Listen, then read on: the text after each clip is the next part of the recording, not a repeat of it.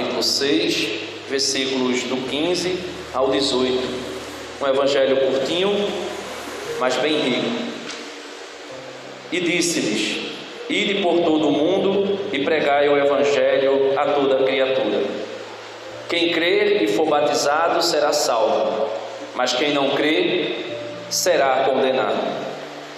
Estes milagres acompanharão os que creem. Os que crerem expulsarão os demônios em meu nome, falarão novas línguas, manusearão serpentes, e se beberem algum veneno mortal, não lhes fará mal algum.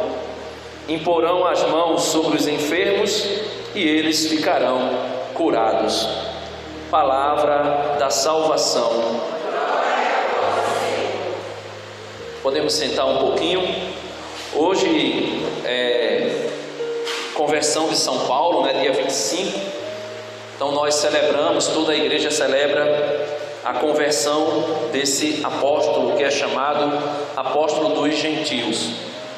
E para vocês aqui é um grande privilégio, Como a nossa comunidade lá, a gente celebra, tem como patrono, padroeiro, não sei nem se a gente poderia dizer assim, porque é o próprio Jesus, o bom Jesus.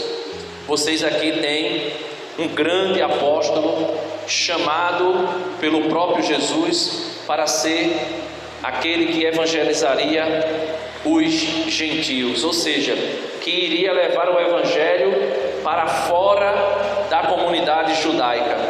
E ele, a primeira leitura de hoje, que pode ser tirada de Atos dos Apóstolos capítulo 9 ou Atos dos Apóstolos capítulo 22, vai falar exatamente da conversão de São Paulo. Por que conversão? O que é conversão?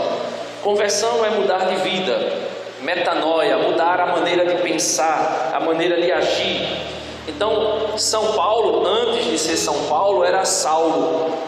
Até a gente canta aqui na festa do padroeiro, Saulo, Saulo, por que me persegue, A gente canta essa canção. E antes dele se tornar Paulo, ele era exatamente Saulo de Tarso. A primeira leitura de hoje, principalmente ali no capítulo 22 de Atos dos Apóstolos, vai dizer que ele era judeu, ele era zeloso da lei judaica, ele era fariseu, ele era circuncidado ao 8º dia, ele era zeloso das leis judaicas e via o cristianismo, via aquilo que Jesus ensinava como sendo uma nova religião, uma religião pagã, uma religião que ensinava um Deus falso. Ou seja, ele via Jesus como um mentiroso, um charlatão, alguém que estava ensinando uma religião nova e precisava ser combatido.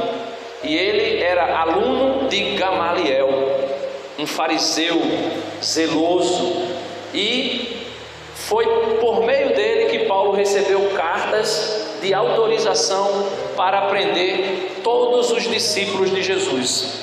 Ainda não eram chamados de cristãos, eram aqueles que tinham abraçado o caminho. Chamava-se assim, aqueles que abraçaram o caminho. Por quê? Porque Jesus mesmo disse: eu sou o caminho, a verdade e a vida. Então todo aquele que se convertia a Cristo era considerado um herege, uma falsa religião e precisava ser combatida. E Paulo recebeu autorização do seu mestre para combater essa nova religião que surgia, que tinha como mestre um judeu que estava, podemos assim dizer, que tinha feito uma apostasia do judaísmo, que era Jesus de Nazaré, e que estava criando uma nova religião e que precisava ser combatida. E Paulo vai exatamente para Damasco para perseguir os cristãos, colocar na prisão e, se possível, matar. Era isso que ele queria fazer. E quando ele ia pelo caminho de Damasco, a gente já conhece a história, ele vê uma forte luz, ele ouve uma voz que diz: Saulo, Saulo, por que me persegues? E ele vai dizer: quem és, Senhor? E Jesus vai dizer: eu sou Jesus, o Nazareno, a quem tu persegues. Agora perceba, Jesus já tinha morrido, já tinha ressuscitado, já tinha ascendido aos céus, e mesmo assim Jesus disse: eu sou Jesus a quem tu persegue. Mas Paulo não perseguia Jesus diretamente. Paulo perseguia os cristãos, Paulo perseguia os discípulos de Cristo.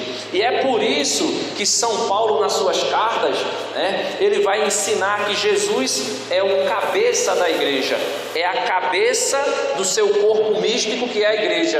E cada batizado é um membro do corpo de Cristo. E por isso, quem persegue a igreja, persegue o próprio Cristo. Quem persegue a igreja, quem persegue um cristão católico, persegue o próprio Cristo.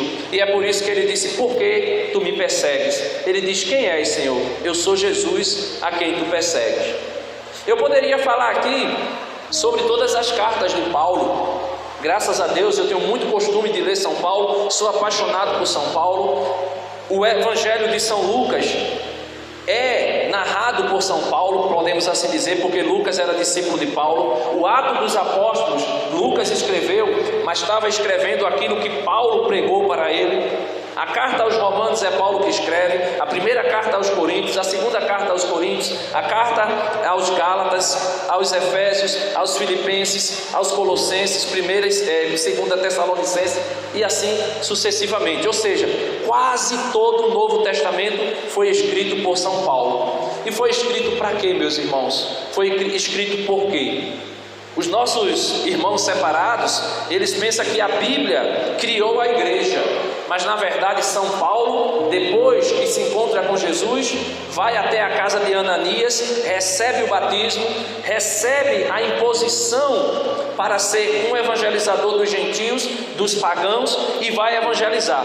E quando Paulo começa a evangelizar, Paulo vai criando comunidades. Santo Irineu de Lyon vai dizer que São Paulo e São Pedro, quando estavam em Roma e anunciavam o Evangelho em Roma, aí esses dois grandes apóstolos, São Pedro e São Paulo, instituía a igreja de Roma. E Santo Irineu vai dizer que ela é a maior de todas as igrejas, a diocese de Roma. É por isso que o Papa se encontra na diocese de Roma. E quando ele chegava na cidade de Corinto, plantava ali uma comunidade. Chegava lá em Éfeso, outra comunidade. Chegava em outro lugar, outra comunidade. Em Colossos, outra comunidade. E assim ele ia. Depois que ele terminava de evangelizar e voltava ou ia para outra missão, alguém escrevia uma carta para Paulo dizendo: nós estamos passando por dificuldade na igreja, a igreja tal, está acontecendo isso, isso e isso. Se você pegar, por exemplo, a primeira carta de São Paulo aos Coríntios, você vai ver que vai dizer assim no primeiro capítulo: a família da casa de Cloé escreve-me dizendo que no meio de vocês existem divisões e partidos, e vocês ficam dizendo, uns diz eu sou de Paulo, outro diz eu sou de Apolo, outro diz eu sou de Cefa, outro diz eu sou de Cristo. Aí ele vai dizer: por acaso foi Paulo que morreu na cruz por vocês? Ele diz: eu plantei, ou melhor, ele diz: Pedro plantou, eu reguei, mas é Cristo que faz frutificar. Ele vai falar sobre o casamento. Quem quiser ter uma vida de santidade no seu matrimônio, leia a primeira carta de São Paulo aos Coríntios, no capítulo 7. Ele vai falar sobre casamento, vai falar sobre viuvez, ele vai falar sobre o celibato, ele vai falar sobre a castidade. Porque hoje a gente escuta a voz do mundo, mas não quer ouvir a voz de Deus que está nas Sagradas Escrituras. E existe uma necessidade, meus irmãos, de voltarmos às Escrituras, de voltarmos a ler os textos bíblicos, principalmente uma comunidade dessa que tem São Paulo como patrono, principalmente, porque ele vai instruindo a comunidade, ele vai ensinando a comunidade. São Paulo escreve às vezes frases muito bonitas, como diz: viver para mim é Cristo, morrer para mim é ganho.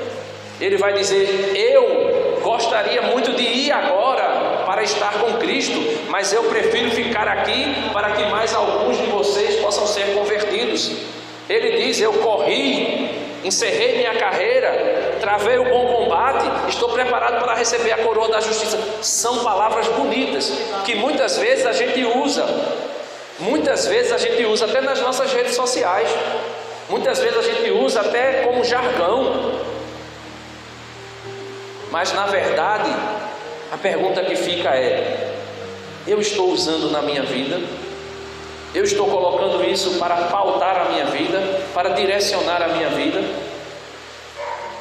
Agora, a gente também não pode ficar somente com as falas bonitas. Por exemplo, a primeira carta de São Paulo aos Coríntios, no capítulo 6, a partir do versículo 9, ele vai dar uma lista imensa de pecados que precisa ser tirado da nossa vida. E ele diz que quem pratica tais pecados não entrarão no reino dos céus. Ele vai falar da orgia, da bebedeira, da prostituição, da homoafetividade. Ele vai falar de inúmeros pecados, que quem pratica esses pecados e vive praticando esses pecados não entra no reino dos céus. E a gente precisa ficar atento com isso, porque o mundo hoje tem anunciado um Jesus que é só mostrado uma face de Cristo, a outra tem sido deixada de lado. Tem se falado de Jesus como misericórdia, e é exatamente o que Paulo vai dizer na carta aos Coríntios. Meus irmãos, hoje é o tempo da salvação, hoje é o tempo da misericórdia. Hoje, enquanto nós estivermos vivos, hoje é o tempo da misericórdia. Só que ele também vai dizer que Jesus, o justo juiz, quando voltar, julgará cada um segundo as suas obras. Ele vai dizer que Cristo nos libertou para sermos livres, mas ele vai dizer também que a liberdade não pode servir de ocasião de prazer para a carne. E a gente precisa olhar os dois lados do Evangelho. Se fala muito de Jesus, que diz, né? Quem não tiver pecado, atire a primeira pedra. Mas e o Jesus que vai dizer para aquela mesma mulher que salvou, que Jesus salvou, quando disse: quem tiver pecado, quem não tiver pecado, atire a primeira pedra. Jesus olhou para ela e disse também: vá em paz, mas não volte a pecar. Então a gente precisa olhar os dois lados. E Paulo evangelizou Jesus, mostrou Jesus. Quando o evangelho de hoje vem dizer aqui, São Mateus capítulo 15, vai dizer assim: e disse-lhes: ide por todo o mundo e pregai o evangelho. Quando Jesus fala disso aqui, ele está exatamente dizendo: pregai o evangelho. Qual é o evangelho? Você pega aí Marcos capítulo 1, versículo 14, versículo 15. Marcos capítulo 1, versículo 15, Jesus vai dizer assim, completou-se assim que ele foi batizado. Quando Jesus foi batizado e saiu do Rio Jordão, Jesus, depois que recebe o batismo de João, Jesus diz assim: completou-se o tempo e o reino de Deus está próximo. Convertei-vos e credes no Evangelho. Então esse é o Evangelho. Quando Jesus diz: ide por todo o mundo e fazer com que todas as nações se tornem meus discípulos, pregando o Evangelho, anunciando, quem crê e foi batizado será salvo. Qual é o Evangelho que Jesus está pedindo para anunciar? É o Evangelho que passa a mão na cabeça? É o Evangelho que diz que você pode viver como você quiser? É o Evangelho que diz que você é livre e você pode viver a sua vida, porque na verdade Jesus nem se importa com o teu pecado, Ele se importa com o teu coração? Será que é esse Evangelho? Será que Jesus, quando disse a Mateus, por exemplo, a Levi: vem e me segue, será que Jesus disse a Levi que ele poderia continuar sendo um cobrador de imposto, ladrão, safado, sem vergonha, que roubava? Quando Jesus se encontrou, por exemplo, com Zaqueu, quando Jesus se encontra com Zaqueu, todo mundo sabe a história, né? Zaqueu sobe numa árvore para ver Jesus passar. Quando Jesus passa, Jesus olha para Zaqueu e diz assim: preste atenção nisso, isso aqui é muito importante, porque quando a gente vai ler as Sagradas Escrituras, a gente precisa olhar os detalhes dos diálogos que Jesus tem com as pessoas. Jesus olha para Zaqueu e diz assim: Zaqueu, desce depressa, porque hoje eu preciso estar na tua casa. Até aí, Jesus diz apenas: hoje eu preciso estar na tua casa. E quando Jesus estava na casa de Zaqueu, e Jesus começa a falar do reino de Deus, Jesus começa a falar das coisas do alto, Zaqueu, inspirado pelo Espírito Santo, olha para Jesus e diz assim: Senhor, eu dou a metade dos meus bens aos pobres, e se eu defraudei alguém, eu vou devolver 4 vezes mais. E é somente depois dessa declaração de fé, de arrependimento, de penitência de Zaqueu, que Jesus vai dizer: agora sim, a salvação entrou na tua casa. Porque a salvação só entra na nossa casa, meus irmãos, se tiver arrependimento. Se a gente é católico, continua com a linguajar de fora do mundo. Se a gente é católico, continua dentro do casamento, com os mesmos pensamentos mundanos, trazendo filmes de pornografia para dentro de casa, para apimentar a relação. Se a gente usa certos tipos de fantasia, né? Eu estava outro dia em um lugar e tinha um pessoal que negocia essas coisas de sex shop, né? E tinha cada coisa estrambólica que eu dizia: eu acho que isso aí até acaba o prazer, né? Porque é tão estranho, é algo tão desmantelado que não cabe nem dizer aqui, né? Mas é algo tão estranho, tão bizarro, que eu digo: eu acho que isso aí na hora deve acabar o prazer. Se não acaba, é porque a pessoa está impregnada do mundo, das coisas do mundo, e está tão envolvida que não consegue perceber o que São Paulo vai dizer na carta aos Hebreus: o leito conjugal deve ser imaculado, porque o Senhor julgará ambos, o casal. Só que essas coisas a gente lê, né? Não quero ver, mas quando eu vejo Paulo dizer, né? A minha graça te basta, é na tua fraqueza que eu te faço forte. A gente diz: a graça dele me basta. Mas só que Jesus disse a Paulo, ou melhor, disse a Ananias, né? Ananias disse: mas Senhor, esse homem é perseguidor, esse homem está colocando teus discípulos na prisão. Jesus disse assim: deixa estar, porque eu vou colocar o meu aguilhão nele, e ele vai saber o que é sofrer por causa de mim. E São Paulo vai dizer: eu naufraguei, eu fui perseguido, ele foi apedrejado, ele foi açoitado, e inúmeras coisas que ele sofreu, e quase morreu. O evangelho de hoje diz assim, ó: se tu manusear serpentes e beberes algum veneno mortífero, não te farão mal. Por que esse evangelho para combinar com a conversão de São Paulo? Porque São Paulo, se eu não me engano, foi na ilha de Chipre. São Paulo foi mexer numa fogueira, para colocar fogo numa fogueira, uma víbora mordeu São Paulo. E quando essa víbora mordeu São Paulo, o veneno, se conhecia o potencial daquele veneno, e quando não se fez nada para Paulo, as pessoas queriam oferecer sacrifício para Paulo, porque dizia: os deuses vieram nos visitar, pensando que São Paulo era mensageiro de um Deus, ou era um Deus ou um semideus que tinha chegado naquele momento. Mas esse homem sofreu, e sofreu muito, Hoje, a segunda leitura, que é o capítulo 22 de Atos, vai falar de Paulo dando testemunho diante das autoridades judaicas que queria matá-lo. Por quê? Porque ele se converteu, porque ele mudou de vida.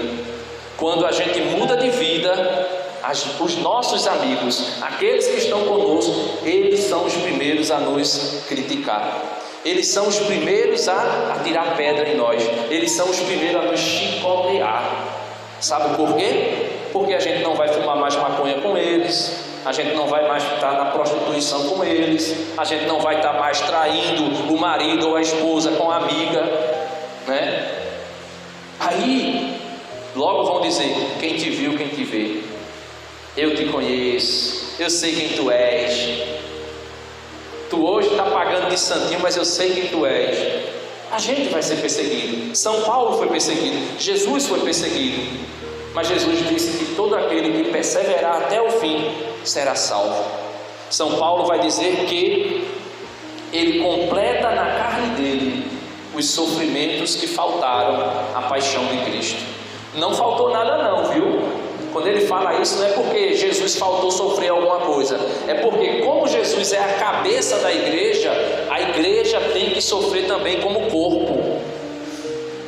Eu estava dizendo a irmã, quando eu cheguei, eu estou com meu pai internado. Meu pai com problema, né, de diabetes, aí teve que tirar um dedo do pé, está lá naquela situação que só Deus sabe. Minha irmã estava lá, quando ele foi para a cirurgia, não suportou, veio embora. A minha cunhada foi que foi para lá, para ficar com ele, porque ela não aguentou emocionalmente. A minha outra irmã é ainda mais mole ainda, né? Eu digo assim, no sentido dessa questão do sofrimento. E eu fiquei pensando, né? Eu vou, eu não vou, eu vou, eu não vou. Eu mando uma mensagem para Francisco, eu não mando. E você pensa que as coisas estão acontecendo assim, uma hoje, daqui a 10 anos outra? Não. Eu passei o encontro quase todo sentado. Por quê? Ainda estou me recuperando de 2 cirurgias que eu fiz. Sofri um acidente de moto, coloquei ferro, depois tirei os ferros, coloquei agora platina, estou com 2 placas de ferro, 12 parafusos no pé. E quando a gente pensa que a coisa vai começar a melhorar, aí vem outra situação em cima. É isso o que é ser cristão. Agora a gente precisa, eu dizia até a Ronaldo, né? Eu dizia, Ronaldo, a situação está difícil, né? Mas Ronaldo dizia, não, Deus é maior. Deus é maior.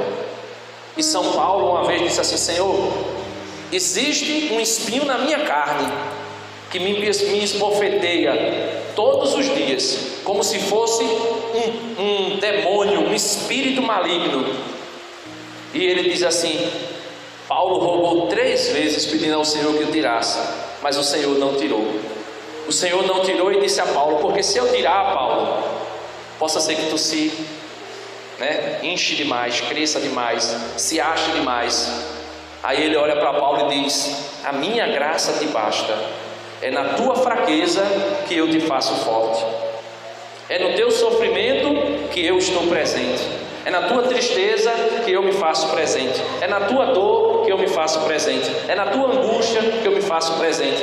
E talvez você pode ter passado essa semana, ou o ano passado, ou quem sabe daqui para frente, tomara Deus que não, você possa passar por um sofrimento. Mas a gente precisa ter a convicção que sem sofrimento a gente não vai entrar no céu, porque ressurreição só existe depois da cruz.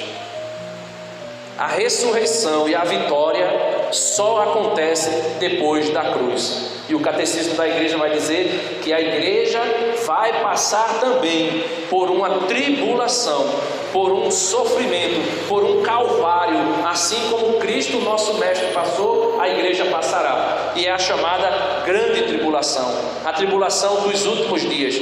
Vai dizer assim o catecismo, a derradeira provação da igreja. Eu não sei como ela será, eu não sei se a gente vai estar presente quando ela acontecer, mas com certeza ela será um calvário. Um calvário. E o catecismo vai dizer assim, e quando a igreja subir o calvário, o mundo vai pensar, vencemos a igreja. Vencemos a igreja. Aí o catecismo termina dizendo assim, e então Cristo aparecerá em sua glória, destruirá o homem ímpio, ou seja, destruirá Satanás, ou aquele que estiver agindo em seu nome, e vai julgar cada um segundo as suas obras. Eu serei julgado segundo as minhas obras, você será julgado segundo as suas obras. E a gente precisa saber o que é que eu posso viver fazendo ou o que não posso. São Paulo vai dizer, primeira carta aos Coríntios, capítulo 9, versículo 6, carta de São Paulo aos Gálatas, carta aos Romanos, ele fala também, carta aos Colossenses, capítulo 3, ele vai dizer, se tu ressuscitaste com Cristo, buscai as coisas lá do alto, aonde Cristo está sentado à direita do Pai. E quando Cristo, nossa vida, voltar em sua glória, também nós seremos manifestados em glória. Aí ele vai dizer, porém, mortificai vossos membros terrenos, tirai do meio de vós toda inveja, cobiça, avareza, e ele vai dando uma lista imensa de pecado. Colossenses capítulo 3, pode ler. Meus irmãos, na carta aos Hebreus ele diz que sem santidade ninguém entrará no céu. Sem santidade ninguém entrará no céu. Mas o que é ser santo, Denis? É me esconder dentro de uma caixa e não querer falar com ninguém? é me aproximar de alguém só porque esse alguém eu sei que ele tem um pecado, eu tenho que me afastar. Não. A santidade é aquilo que Paulo passou e experimentou, mudar de vida e paulatinamente. Ele diz: eu corri, encerrei a carreira, estou pronto para ser derramado em libação, estou pronto para receber a coroa da justiça, que o justo juiz me dará naquele dia. Nós precisamos também ter essa convicção. Eu corri, mas não corri em vão. Paulo também, aos Coríntios, na segunda carta aos Coríntios, ele vai dizer: eu luto, mas eu não luto como alguém que dá soco no vento. Ele diz: eu castigo a minha própria carne. Para quê? Aí ele vai dizer: para quê? Tantos que eu ensinei, quando for naquele dia, eu não seja eu reprovado. Porque o que adianta eu ensinar e não viver? O que adianta eu falar de Jesus, falar e não viver? Né? O que adianta? Não vai adiantar nada. Não adianta nada. Será apenas hipocrisia, mentira. E não adianta. Não tem sentido algum eu dizer a seu Antônio: seu Antônio, não encha a cara todo final de semana. Não adianta eu dizer a Elza, seja fiel. Não adianta eu dizer à irmã ali: olhe, não fique vendo esses vídeos de coisas erradas aí na internet, se eu faço tudo isso. Não adianta. Quando Jesus voltar, eu terei que pagar por isso. Eu serei julgado por isso. O mundo está de cabeça para baixo. Vocês já perceberam isso? Sim ou não? A gente olha assim as coisas, olha, de vestes, a bebida, a música, a novela, a Big Brother, a filme, a minissérie, a política, está tudo assim, desmantelado. Se você colocar lado a lado com o Evangelho, você vai dizer: é incompatível. Mas só que a gente, mesmo dentro da igreja, a gente traça esses mesmos caminhos. Entra na política, quando a gente pensa que não foi eleito, está fazendo tudo o que os outros faziam. Vai assistir televisão, em vez de assistir um programa que agregue alguma coisa, vai assistir o que todo mundo assiste. Será que eu estou seguindo os passos de São Paulo? Será que eu sou discípulo de Paulo? Será que eu sou discípulo de Cristo? Ou será que eu estou aqui apenas querendo as graças, as bênçãos, aquilo que Deus pode me dar? Para terminar agora, tem uma mulher que é muito lembrada no mundo islâmico, se eu não estou enganado, que ela fazia uma oração, porque Alá, para eles é Deus. Aí ela fazia uma oração dizendo assim: Alá, se eu estiver te servindo porque eu tenho medo do inferno, lança-me nele. Alá, se eu estiver te servindo somente porque eu quero entrar no céu, priva-me dele. Aí ela vai dizer: mas Alá, se eu estiver te servindo por amor a ti, aí sim, dai-me o paraíso. A gente tem que usar essa mesma, podemos dizer assim, essa mesma oração, dizer: Senhor, se eu estiver te servindo apenas porque eu quero que meu pai fique curado, não adianta. Aconteceu, esquece. É igual a pessoa que, não estou aqui julgando ninguém, mas é igual aquelas pessoas que vai no Morro da Conceição somente no dia 8 de dezembro. Eu estou falando da festa lá, mas agregado a isso, não vai à igreja em momento nenhum do ano. Quando é no dia 8 de novo, aí vai embora. Aí sobe com a... Não estou dizendo que é errado, nem criticando ninguém, entenda, que hoje a gente tem que explicar as coisas. Se a gente não explicar, vão dizer: seu fulano foi fazer uma pregação não sei aonde e estava falando mal de todo mundo, julgando todo mundo, querendo ser o santão. Às vezes a pessoa passa o ano todo sem a igreja. Quando vai no dia 8, aí sobe deitado, nadando, sobe com uma pedra na cabeça, sobe carregando não sei o que. Faz tanto sacrifício, mas só fica naquilo, meu irmão. Só fica naquilo. Não tem uma vida de oração, não tem uma vida de leitura da Bíblia, não tem uma vida de rezar em casa com a família. Se tem filho pequeno, não ensina os filhos a rezar, não ensina os filhos as coisas de Deus. Aí quando é depois, bota na catequese. Quando o menino volta para casa, o menino não sabe nada. É aquele menino que parece que tomou uma aguinha de janeiro misturada com mais algumas outras aguinhas, né? Que o pessoal bota, pinta e borda, o menino pinta o 7, aí ainda vem na igreja ainda falar mal da catequista. Ainda vem mal para a igreja falar mal do padre, porque o menino não aprendeu a rezar, porque o menino não aprendeu isso. Pelo amor de Deus, minha gente. Então São Paulo é o apóstolo dos gentios. São Paulo foi missionário. São Paulo foi o maior evangelizador.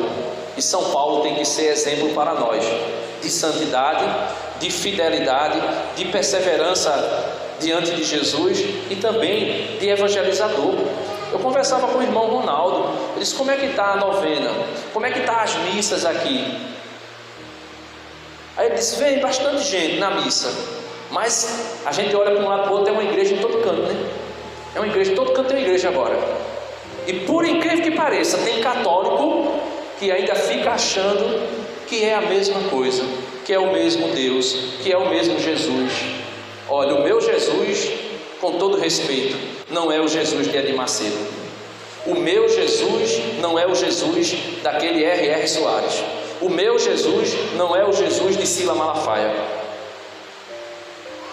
Porque aquele Jesus ali não é o Jesus do Evangelho. Aquele Jesus que é anunciado ali não é o Jesus, o Filho de Deus. Não é Jesus, o fundador da Igreja Católica. Não é Jesus, o Filho de Maria. É outro, tem o mesmo nome, mas é outro, não é o mesmo. E o pior, quando ainda vai para as igrejas cristãs, ainda é bom. Não é bom, mas é menos mal. O pior é quando se caminha para outras religiões, espiritismo, umbandismo e outras coisas. E o pior, ainda tem a capacidade, como eu já escutei dizer, que gente católica vai comungar e pega Jesus Eucarístico para levar para fazer a oferenda em outro lugar. Aí é que é pior. Aí é que é mais triste. Sacrilégio, blasfêmia. Pelo amor de Deus, minha gente. Ou a gente é católico, discípulo de Paulo e discípulo de Jesus, ou a gente fazer feito o Padre Léo dizia: desocupa muito e vai embora. Porque a gente não pode ficar com duas faces. A gente não pode. Amém? Louvado seja nosso Senhor Jesus Cristo. Ave Maria, cheia de graça, o Senhor é convosco. Bendita sois vós entre